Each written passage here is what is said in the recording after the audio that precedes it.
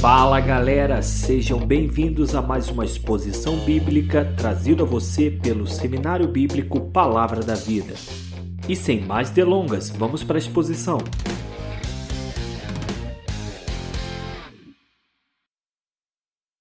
Bom dia, tudo bom?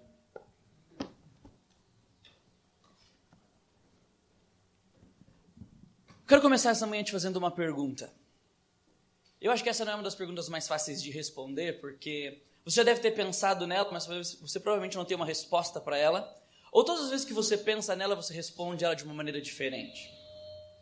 Como você quer ser lembrado? Já pensou nisso? Como você quer ser lembrado? Fato é que as pessoas são lembradas por aquilo que elas fazem, as pessoas são lembradas por aquilo que elas dizem, as pessoas são lembradas por aquilo que elas são. Normalmente é assim que as pessoas constroem um legado para si mesmas. Elas fazem algo constantemente ao longo de um tempo e isso torna elas pessoas memoráveis, sejam essas coisas que elas fazem, coisas boas ou coisas ruins. Jogadores de futebol constroem legados assim, sejam eles jogadores bons, jogadores ruins. Políticos constroem seus legados assim. Talvez você tenha heróis na sua vida que construíram seus legados assim. Talvez você tenha uma pessoa importante na sua vida, um familiar, um homem de Deus ou uma mulher de Deus na sua vida, que construiu na sua vida um legado assim. Constantemente, uma sequência de fatos que essa pessoa viveu, fez ou é em si mesma, fez com que ela se tornasse memorável para você. Mas quando a gente pensa no ministério, essa pergunta ela bate na nossa mente a todo momento.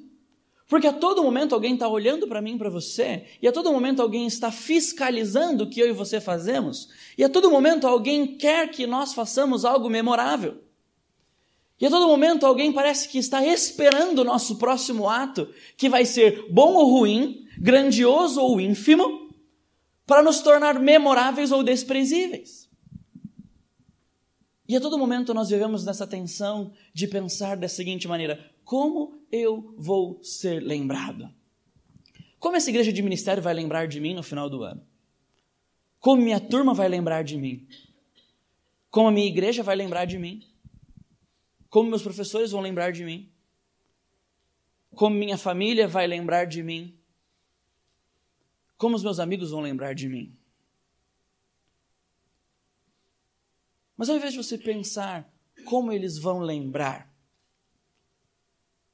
eu quero voltar na pergunta que eu te fiz no início. Como você quer ser lembrado? Porque eu quero ler um texto com você da Palavra de Deus hoje, onde Marcos escreve para nós, representando para nós de uma maneira um tanto quanto artística, do jeito como ele escreve, o legado de duas pessoas.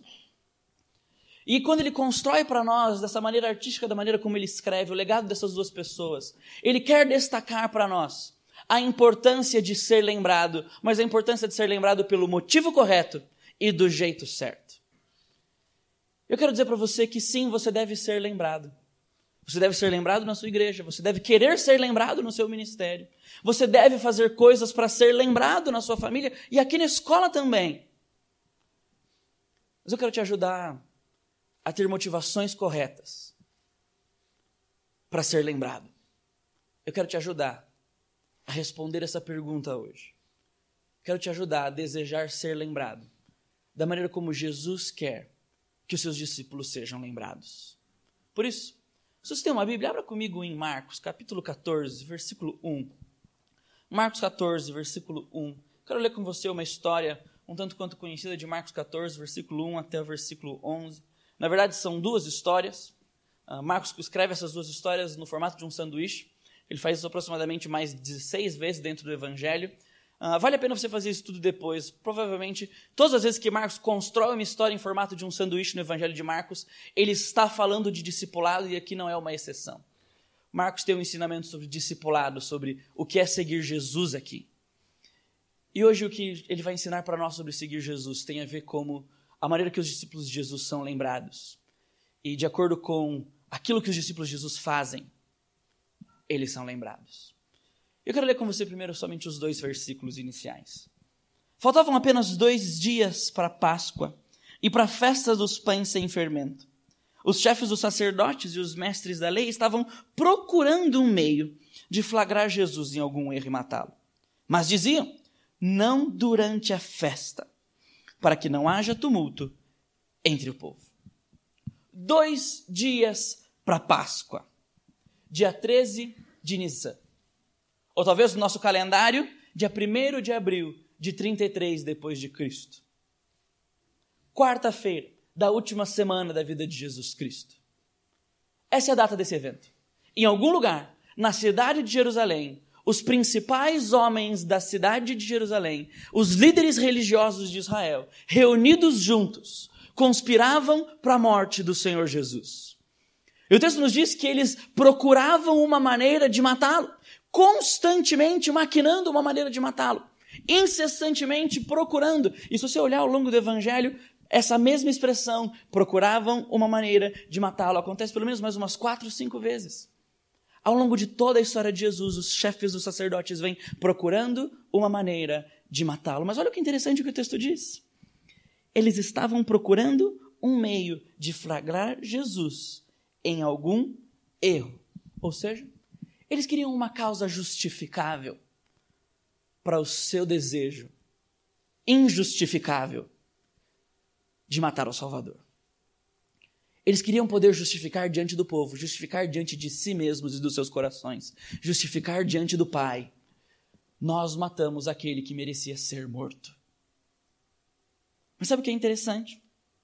É que se você olhar em Marcos 11, 18, olha o que o texto diz. Os chefes dos sacerdotes e os mestres da lei ouviram essas palavras de Jesus e começaram a procurar uma forma de matá-lo, pois o temiam, visto que toda a multidão estava maravilhada com o seu ensino. Ou seja, a motivação para matar Jesus era temor e medo dele. Mais para frente, no versículo 12 do capítulo 12, nós vemos o seguinte.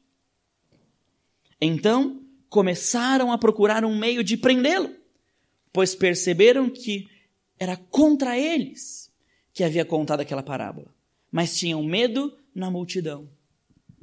O que impedia os chefes dos sacerdotes de levarem a cabo o seu plano era a covardia. Eles não tinham coragem de ir até o fim. E se a gente for um pouquinho mais para frente da nossa história, no versículo 55 do capítulo 14, olha que interessante como esse versículo termina. Versículo 55. Os chefes do sacerdote e todo o sinédrio estavam procurando depoimentos contra Jesus. Mesma frase do nosso versículo 2. Para que pudessem condená-lo à morte. Mas olha que interessante, essa é a primeira e única vez que essa frase aparece no Evangelho de Marcos. Mas não encontraram nenhum. Marcos faz questão de dizer para nós que aquilo que os sacerdotes e chefes da lei, mestres da lei, estavam fazendo era injustificável. E o plano que eles levaram a cabo sem conseguir o que eles queriam. Eles queriam um plano e uma justificativa para matar o Rei dos Reis, mas eles não encontraram algo passível de morte para o Senhor Jesus. Guarde isso um pouquinho, porque isso vai ser essencial para onde a gente vai chegar no final de hoje. O texto nos diz que essa cena acontece na Páscoa. Você sabe muito bem que a Páscoa era a celebração principal da vida dos judeus. A celebração da libertação de Israel do Egito. Logo após a celebração, festa dos pães sem fermento. Uma semana de festa celebrando o tempo do deserto, que Deus proveu alimento para eles. E nessa época, Jerusalém dobrava de tamanho. Como alguns estudiosos dizem, Jerusalém tinha aproximadamente 30 mil pessoas. Alguns arqueólogos vão dizer que Jerusalém chegava a 60, 70 ou até 100 mil pessoas no período da Páscoa. E como Jesus estava crescendo em popularidade nessa época, os chefes da lei, os chefes dos sacerdotes, os mestres da lei começavam a pensar o seguinte: se esse homem é um homem influente e a gente tentar matar esse homem agora, a possibilidade de uma revolta pública é tão grande e a gente não pode perder nossa liberdade diante de Roma, que é impossível a gente fazer isso agora. Por isso que eles dizem o quê? Não durante a festa, para que não haja tumulto dentre o povo. Então, aparentemente, nada de novo aqui. Eles têm um desejo que se estende ao longo de toda a história. Eles querem matar alguém que se opõe a eles. Mas eles não têm coragem para isso. Tudo bem. vamos prorrogar o plano para uma próxima ocasião. Até porque essa talvez seja a pior ocasião de todas. A cidade está lotada de pessoas que podem se compactuar ou se compadecer desse que é o bom Senhor, o bom Mestre. Mas eis que, depois dessa primeira cena que Marcos nos conta, sobre o desejo dos sacerdotes de trair Jesus, Marcos nos conta uma segunda cena, aparentemente totalmente desconexa dessa história que ele acabou de nos contar. Ele muda de cidade, ele muda de personagens e ele muda de motivo. Porque no versículo 3 até o versículo 9 ele vai falar sobre uma outra história. Ele vai contar uma história um tanto quanto conhecida de todos nós, da segunda unção de Jesus por uma mulher em Betânia. Ele começa, em primeiro lugar, falando sobre o desejo dos sacerdotes de traírem Jesus. E agora ele passa para a atitude de uma mulher em adorar Jesus. Olha o que esse texto diz. Estando Jesus em Betânia, reclinado à mesa na casa de um homem conhecido como Simão leproso, aproximou-se dele certa mulher com um frasco de alabastro, contendo um perfume muito caro feito de nardo puro. Ela quebrou o frasco e derramou o perfume sobre a cabeça de Jesus.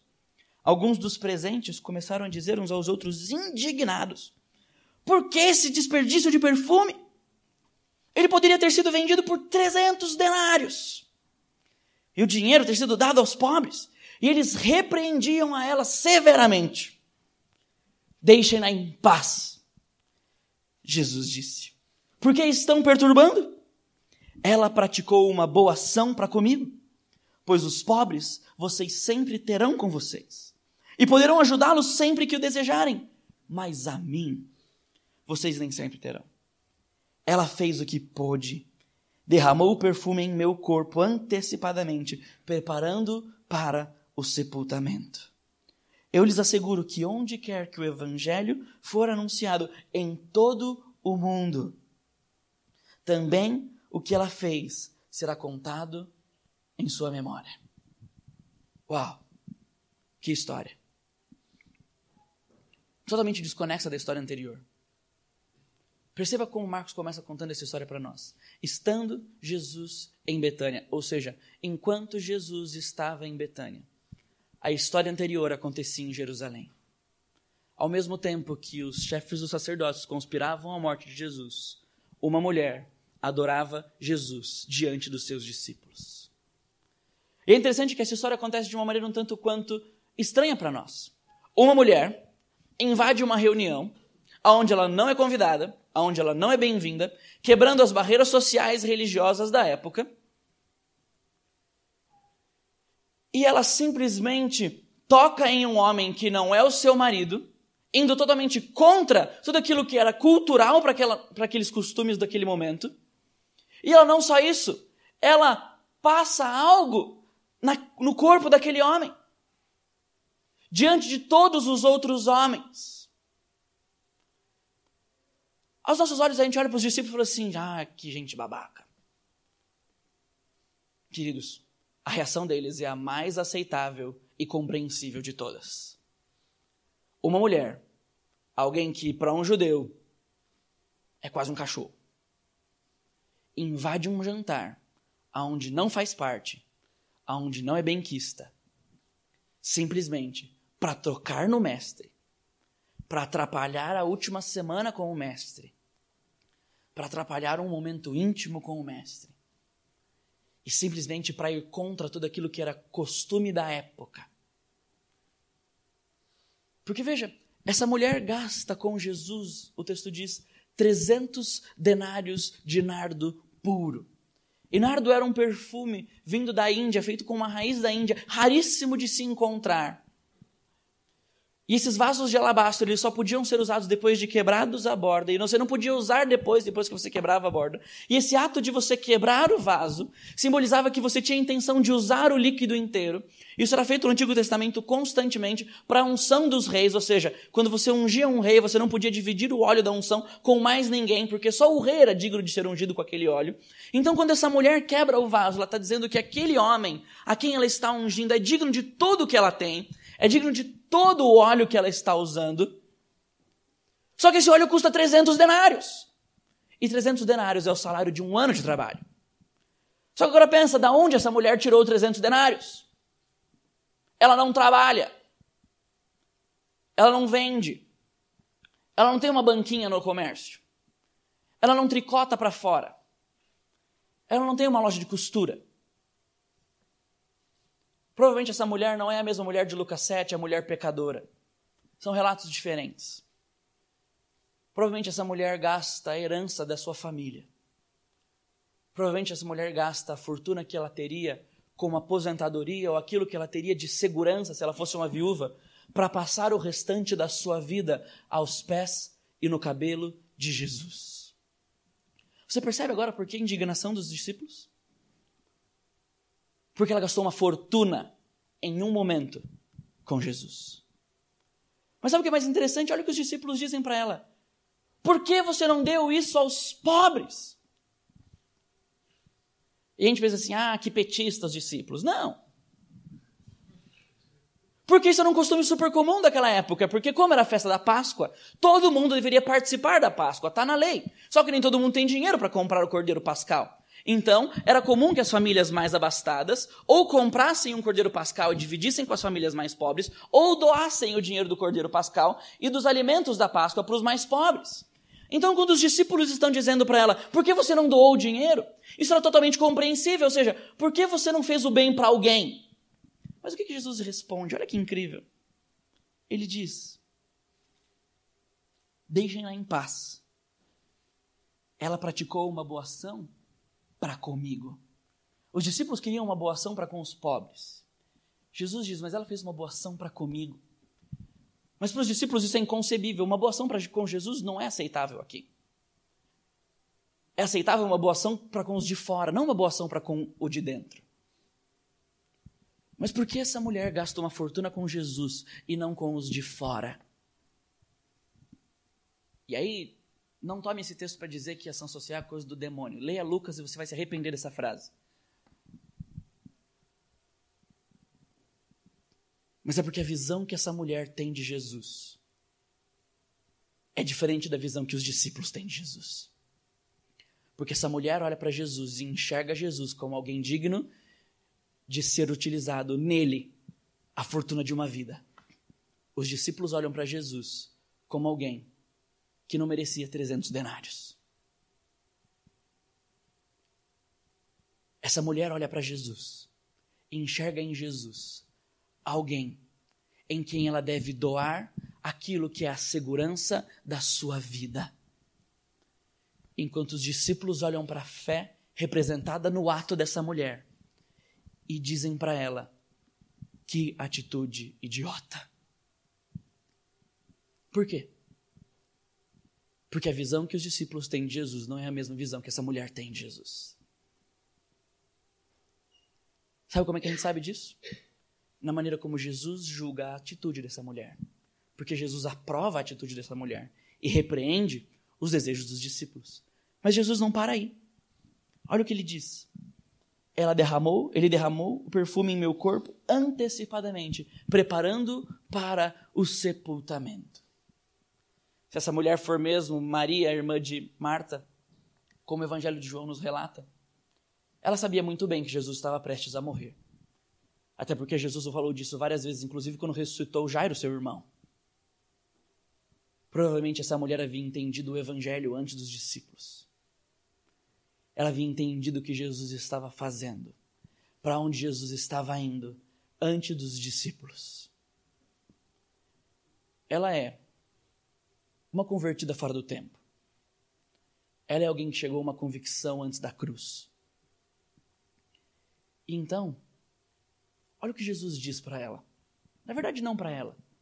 Porque nesse momento, essa mulher devia estar sentadinha num canto, de cabeça baixa, com todos aqueles machistas opressores olhando para ela, e Jesus olha para eles e diz o seguinte: eu lhes asseguro que aonde quer que o evangelho for anunciado em todo o mundo, também o que ela fez será contado em sua memória. Eu lhes asseguro que aonde quer que o evangelho for pregado, também o que ela fez será contado em sua memória. É uma promessa de Jesus. Aonde quer que a pregação do evangelho, ou seja, que a morte e ressurreição de Jesus, o seu ato salvífico na cruz, pelos pecadores for anunciado, a obra dessa mulher vai ser levada consigo. Por quê? Porque o que essa mulher faz é uma representação do que significa a morte e ressurreição de Jesus. Ou o que é necessário para se apropriar da morte e ressurreição de Jesus. Fé, entrega. Abrir mão de si mesmo e das confianças pessoais para confiar totalmente no Senhor. Mas sabe o que é mais incrível para mim nesse texto? É que se você nunca viu uma promessa se cumprindo, talvez alguns irmãos já viram mais promessas se cumprindo, depende da sua tradição eclesiástica. Mas se você nunca viu uma promessa de Deus se cumprindo, hoje você viu uma promessa de Deus se cumprindo. Sabe por quê? Porque o que Jesus diz nesse texto? Aonde quer que o evangelho for pregado, em todo o mundo, o nome dessa mulher vai ser carregado com ele. E hoje nós estamos anunciando o nome dessa mulher, ou a história dessa mulher. E hoje nós lembramos a história dessa mulher, porque o que ela fez é digno de ser lembrado. O que ela fez construiu para ela um legado, porque a visão que ela tinha de Jesus determinou o serviço que ela prestou a Jesus e fez dela alguém memorável. Mas a nossa história não para aqui. Porque quando a gente chega nos versículos 10 e 11, lê comigo. Então Judas Iscariotes, um dos 12, dirigiu-se aos chefes dos sacerdotes a fim de entregar-lhes Jesus. A proposta muito os alegrou e lhe prometeram dinheiro. Assim, ele procurava uma oportunidade para entregá-la. Você consegue enxergar o contraste aqui? Uma mulher desconhecida, sem nome. Agora, Marcos pinta para nós um homem com nome e sobrenome e o seu círculo social.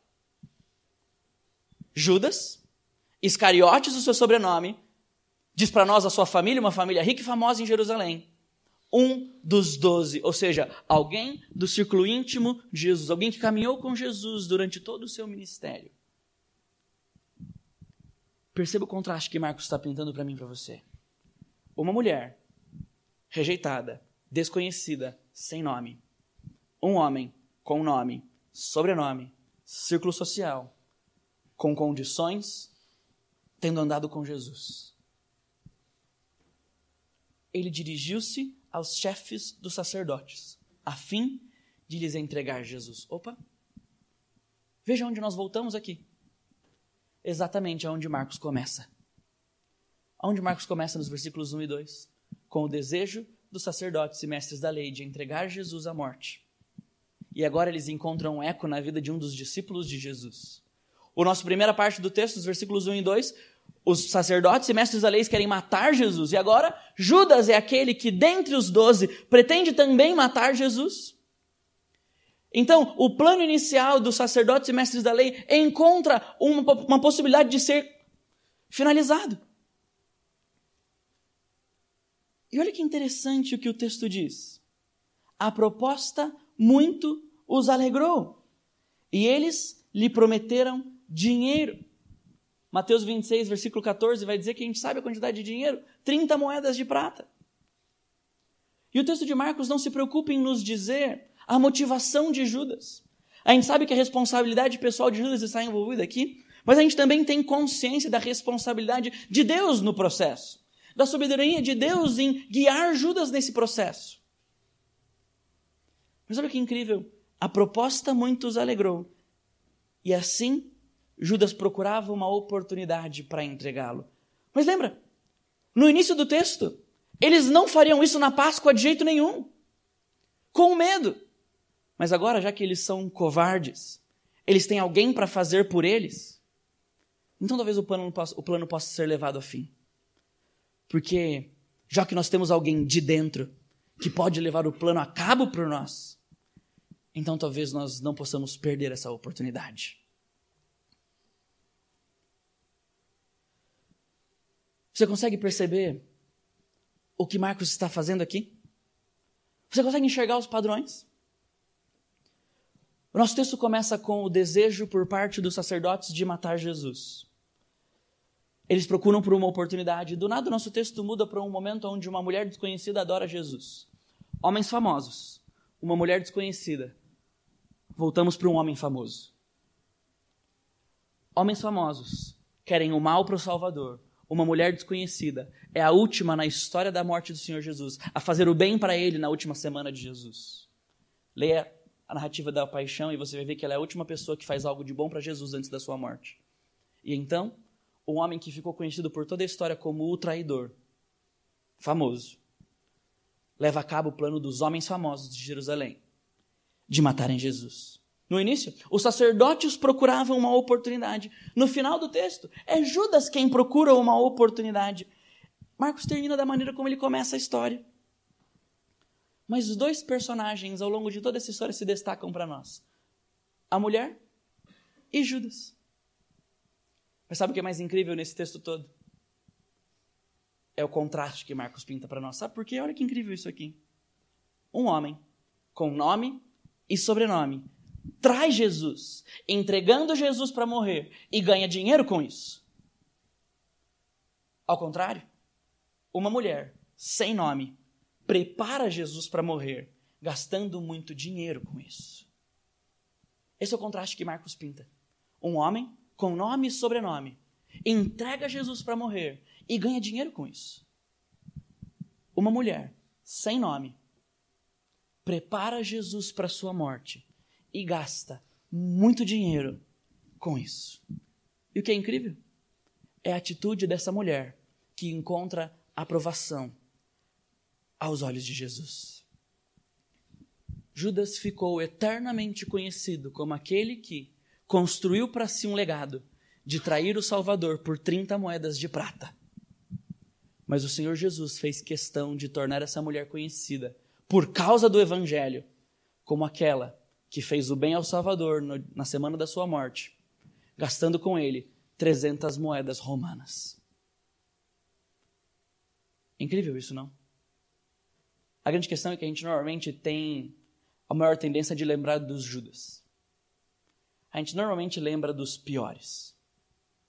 A gente normalmente destaca os ruins. Por quê? Porque a gente sempre lembra daqueles que têm nome e sobrenome e os seus círculos sociais. A gente normalmente lembra daqueles que se destacam em meio aos outros por causa daquilo que são, por causa de onde vêm, por causa das grandes coisas que fazem para si mesmos.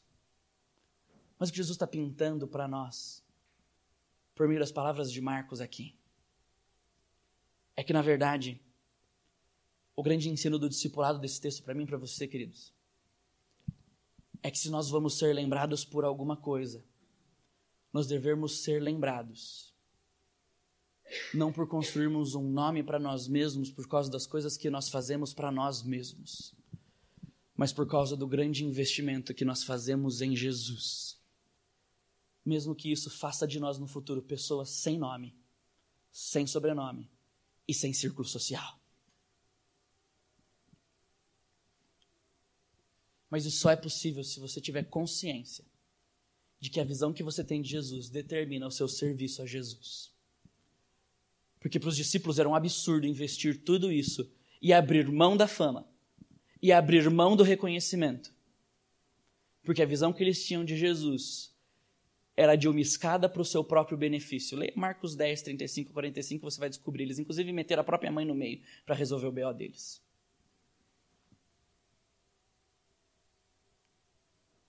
E essa é a grande tendência que a gente vai ter também. Encontrar em Jesus um eco para os nossos desejos pessoais, de satisfazer os nossos desejos, de sermos nós aqueles que aparecem, ao invés de lembrar que, na verdade, essa história não é sobre nós, é sobre Ele. Que nós somos os coadjuvantes da nossa própria história, que o nosso único papel aqui é fazer o Senhor Jesus brilhar e não a gente. Mas isso só é possível se a gente tiver consciência que o que Marcos está dizendo para mim e para você, que a atitude aprovada aos olhos de Jesus é a atitude do discípulo que, quando está sem nome, sem círculo social, investe tudo que tem em Jesus, faz isso por causa do Evangelho. Gente, essa mulher não era uma ativista. Essa mulher não fez o que fez simplesmente porque ela tinha tropeçado, batido a cabeça num poste em Jerusalém e resolveu doar tudo que tinha naquele dia de manhã quando ela acordou. Essa mulher tinha uma consciência de que o seu Salvador estava ali e que nada era mais importante que ela poderia fazer com aquilo que daria segurança para ela com a sua vida do que sacrificar o que ela tinha ao Salvador da sua vida. Isso deve, no mínimo, gerar uma pergunta para mim e para você. Como eu e você vamos usar as coisas que nós temos ganhado do nosso Salvador nas nossas mãos para o serviço a Ele? Você só vai usar as coisas que Ele tem colocado na sua mão quando a visão que você tem dele for uma visão igual a dessa mulher. Quando você olhar para Ele e enxergar que Ele é digno de tudo que você tem. Porque se você não enxergar que Ele é digno de tudo que você tem, você vai distribuir com todo mundo, mas menos com Ele. Você vai fazer coisas para todo mundo, mas menos para Ele. Você vai viver para a aprovação de todo mundo, mas menos para a aprovação dEle. Você vai buscar construir um nome diante de todo mundo, mas não um nome diante dEle. Embora essa seja uma das coisas mais bizarras que a gente possa querer na vida, uma vez que a gente carrega o nome dEle.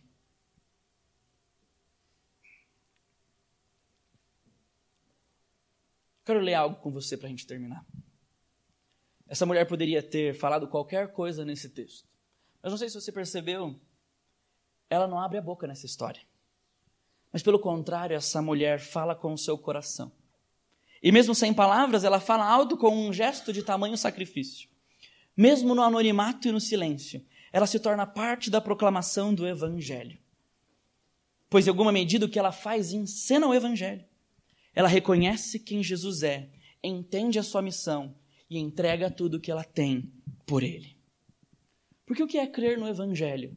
Senão total dedicação e abnegação de si mesmo e dedicação a Ele. Confiar nele e entregar-se a Ele por inteiro. Não existe glória nessa mulher. Nada nessa mulher é importante. O que faz dela memorável é o seu legado, o seu exemplo de serviço, é a entrega total dela ao Senhor Jesus. Sabe por quê? Porque o que dura não é o que a gente faz para nós mesmos, mas o que dura é o que a gente faz para o Senhor. E eu quero terminar voltando na pergunta que eu te fiz no início. Como você quer ser lembrado? Porque no ministério as pessoas vão estar constantemente olhando para você. E elas vão estar constantemente olhando para as coisas boas e ruins que você faz e você vai querer ser lembrado por alguma dessas coisas que você faz. Eu tenho uma plaquinha na mesa do meu escritório. Frase da capa de trás de um livro que eu li no meu ensino médio. E todos os dias eu olho para essa plaquinha e eu preciso lembrar e ler ela todos os dias para que eu não me perca em mim mesmo. Essa plaquinha no meu escritório diz o seguinte: tudo na vida logo passará, só o que é feito para Jesus é o que vai durar. Essa mulher ilustra para nós essa verdade. Só os investimentos que nós fazemos em Jesus e no Evangelho são dignos de ser lembrados. Então, se você quer ser lembrado por algo, ao invés de ser lembrado por quem você é, pelas coisas que você faz, ao invés de construir um nome para si mesmo, decida hoje ser como essa mulher, um exemplo de discipulado, ao invés de construir um nome para si mesmo. Ser lembrado pelo seu círculo social. Seja lembrado pelo seu investimento em Jesus, por causa do Evangelho. E a diferença que isso vai fazer na vida das pessoas à sua volta. Quero orar por você. Feche seus olhos. Pai, muito obrigado, porque uma das maiores verdades da vida é que a gente não precisa se preocupar em ser aceito pelo Senhor, porque o Senhor tomou a maior iniciativa de todas e o Senhor fez isso na cruz. Muito obrigado porque o Senhor fez por nós na cruz e o Senhor morreu por nós em Jesus. Senhor Jesus, somos gratos a Ti por causa disso que o Senhor fez por nós. Eu quero pedir a Ti, Senhor Jesus, aplica essas verdades por meio do Teu Espírito. Faça com que nós lembremos disso constantemente, que nós não precisamos batalhar por construir um nome para nós mesmos. Que a grande verdade é que nós não queremos ser lembrados como Judas. Nós não queremos construir para nós um nome, um sobrenome, como alguém que faz coisas para si mesmo e constantemente eleva-se acima do nome do Senhor Jesus, mas, por favor, Pai, se for preciso, não deixe com que a gente tenha sequer o nosso nome lembrado no futuro, mas que, Pai, se for possível, que alguém um dia diga, teve um menino que viveu constantemente por Jesus e ele fez a diferença. Teve uma mulher que ela abriu mão da sua vida por Jesus e ela fez muita diferença. Teve um homem que estudou na palavra da vida e ele abriu mão de si mesmo e fez muita diferença, porque ele investiu tudo que ele tinha no Senhor Jesus. Pai, vem com teu Espírito ao encontro de cada um de nós aqui e nos traz convicção dessa verdade, de que aquilo que a gente realmente precisa é desejar estarmos alinhados com o Senhor nesse caminho do discipulado, onde a gente sempre coloca Jesus na frente, onde a gente não constrói um nome para nós mesmos, mas onde nós somos simplesmente os coadjuvantes da nossa própria história. Em nome de Jesus. Amém. E essa foi mais uma exposição bíblica. Obrigado por ter ouvido. Para saber mais, nos siga no Facebook e no Instagram, SBPV Brasil. Palavra da Vida. Teologia para vida e ministério.